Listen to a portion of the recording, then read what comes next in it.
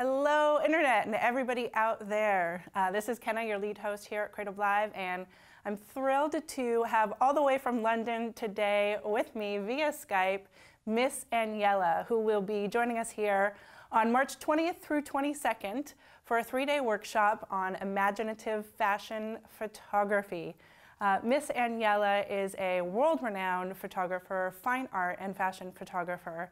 And again, she hails all the way from London, and her work is seen all over the world, and we are thrilled to be having her. So, Miss Aniela, we just wanted to take a few minutes so that our audience can get to know you as a person, as an artist, before your workshop begins. So, my first question for you is one that you must get all of the time, and that is Miss Aniela, or Natalie, as I will call you.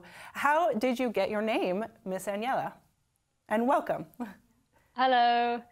Well, my artist name, Aniela, is my middle name, and really Miss Aniela became the name I chose to share my work online when I first started out making pictures, which was back in 2006.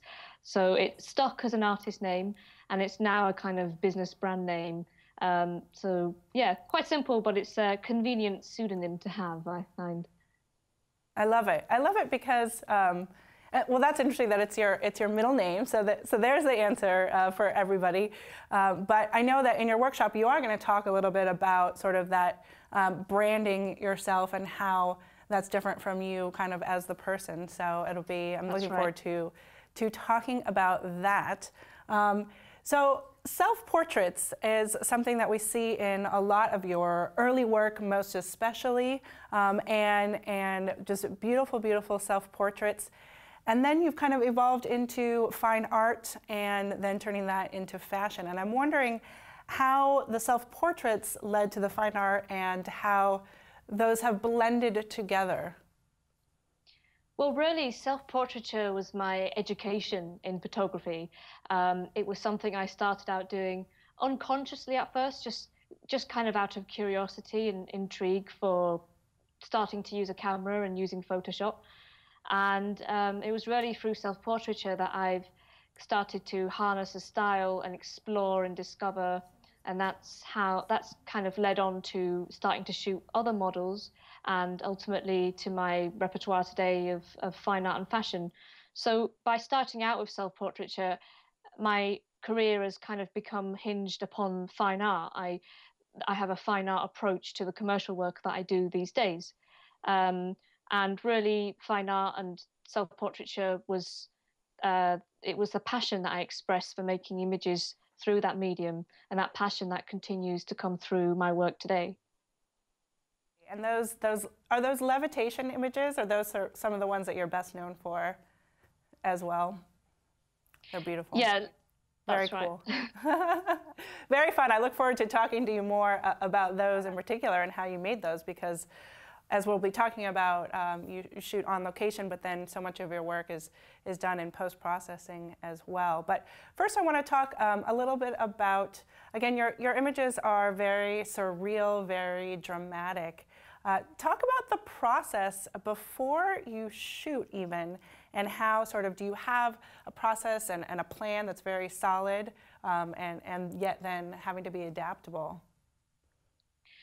Well, the crux of my CreativeLive workshop is all about the production, what goes into a production. And we're going to be doing our own shoot on location, which I'm really excited about. And I'm going to be going into everything to do with planning, obviously shooting, lighting, and processing the pictures from that shoot on location. And this shoot comes to reflect a lot of what I do nowadays. Miss Aniela, having become a kind of business and brand, is made up of myself and my partner Matthew, and we like to think of ourselves as kind of like a right and left brain partnership. So are you the right brain or the left brain?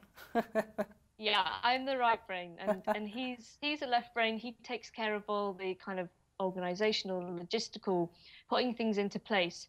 So in terms of having a plan, it's fun when you're making a production like the one that you'll see of my workshop, to have to do a lot of organization, because there's a lot of team members involved in Right. bringing together the final images that you see from that. Um, but when it comes to creating the pictures that actually come about from anything that I do these days, um, it's really important also to let go to the unpredictable and the spontaneous, because that's how I've always worked. I come from a background of kind of experimentation on the fly when it comes to putting together my pictures, playing around in Photoshop, and reaching a result that often is surprising. And there's still a large element of that in the work that I do these days, which has led to my surreal fashion series, which you'll be seeing examples of during my workshop. So it's really a blend of both the left and the right brain that goes into the making of magical images. Awesome, awesome. So I want to ask a couple of questions and look at a couple of your images about those two aspects of shooting on location and then the post and the magic in post. So first we're going to take a look at your image, Cat Keeper, because your images just are truly so amazing. And I think for me, I start looking at this image and I see little details within the location, and then my eye keeps going around and around. How does, in this particular image, how does the location itself kind of guide you once you are there into the final image and the story of the image? Yeah, I mean, like you say, it's in a lot of my pictures, the location is a key inspiration to the making of that particular picture. I often find that the reason I like shooting in real locations is because in a studio there's too much possibility, and I find when there's too much possibility, things become impossible. So this picture here, That's a good quote right there. When there's too much possibility, things become impossible. Hard to decide. Yeah. with the cat keeper, there's just, as you can see, there's complete saturation of the location in this picture. Yes. You see so much of this particular house, which was in Hamptons in New York, which was a beautiful house. The owner is obviously well traveled. She's collected things from all over the world, and she's filled her living room and her dining room with all these objects. And this was her living room. And you've got these beautiful spiral staircases and obviously bookshelves going high up into the ceiling. And you've got these metal cats as well, which I've kind of cloned in Photoshop around the model to really saturate her with the essence of this location. So when I was shooting this, that basically the mission for me was to bring together this beautiful model and obviously the beautiful dress she's wearing, styled by Leonid Gurevich, who's also joining us on our CreativeLive workshop, Wonderful. which we're really excited about. And the result was really about making the best fusion I could make between how beautiful the model looks and how amazing the location is, and making a result that shows them both to their best angle, if you know what I mean. So that's really the mission with a lot of my work, is making the best pairing I can between those two aspects. And the location often inspires me along the way to producing the actual picture you see at the end. That's why I like shooting in them, because they become part of the discovery, part of the adventure that I enjoy, that I get surprised by along the way in the shooting and the post-production as well. Absolutely, just beautiful. So let's take a look at another image and talk about post-production. So that one is the Migration series, and this one is just stunning and so much to look at, like you said. And you really, for me, I have to kind of dive into the image and to pick up on all the different subtleties and nuances. So let's talk about the magic that you create in post and how that really does influence how this story in particular came to life after the shoot. Yeah, well, just like with the cat keeper, this image was also inspired by the location in which I was shooting. But this one in particular takes even more of an adventure in the post-processing, because if you see in the picture, there's bird wallpaper behind the model. Right. And the birds that you see in and around her, they're taken from that wallpaper. They're photographed close up in high resolution, and then I've gone in with them in Photoshop afterwards. So at the time, I knew that I would do something with these birds, but I wasn't sure what exactly I would do with them. So the post-production was very much an adventure to discovering how these birds would play a role in the final image. And that was, so if you compare the before and after, the actual shot I did of the model and the final result, they're really quite different, because the post-production took the journey in a completely different direction in terms of what you see in the original shot. So there are many pictures of mine like this that do take on like a force of their own, if you like, through the interpretation I give them in Photoshop. And it's important to note that I don't always know, where that is going to go.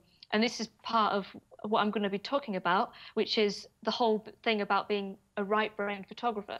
Sometimes you do go down journeys you didn't anticipate.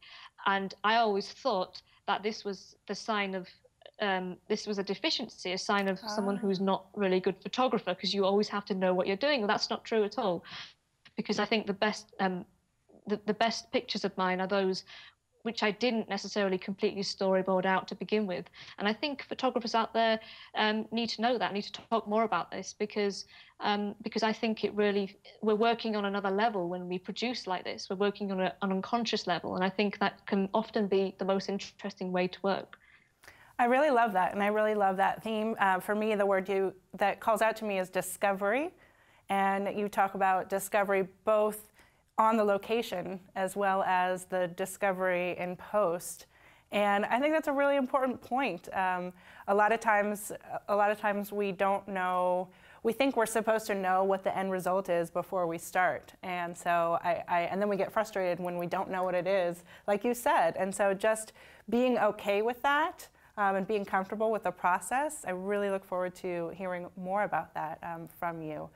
So we're just about out of time. I would love just to ask you, what is the one biggest thing that you're hoping that people will take away from your workshop here on CreativeLive?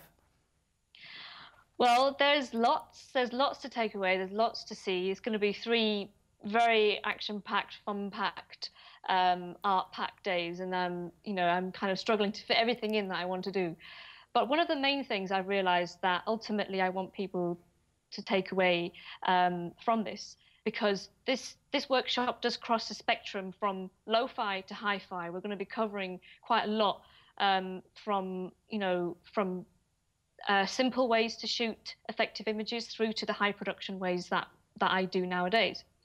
But the one thing I want people to take away is ultimately about working to your strengths, because I found that becoming a photographer now and working as part of a team, and having a team where each member is working to their strengths and doing what they're best at, is really the way forward to producing the best result you can. So I really think that people will be inspired and motivated to listen in on my honest opinion on what I think makes a good image, makes a good production. Because ultimately, nowadays, I make sure that I work to my strengths instead of trying to do everything at once or trying to do everything on a production. So I think people will be interested to see what goes into the making of one of my pictures, because they will realize how much goes into it and how there is a lot of talent at work. And each of the people that are working on the image are really people that have spent years honing and harnessing what they're best at. I think that's a really beautiful, and thank you, that's a really beautiful way to end our talk today.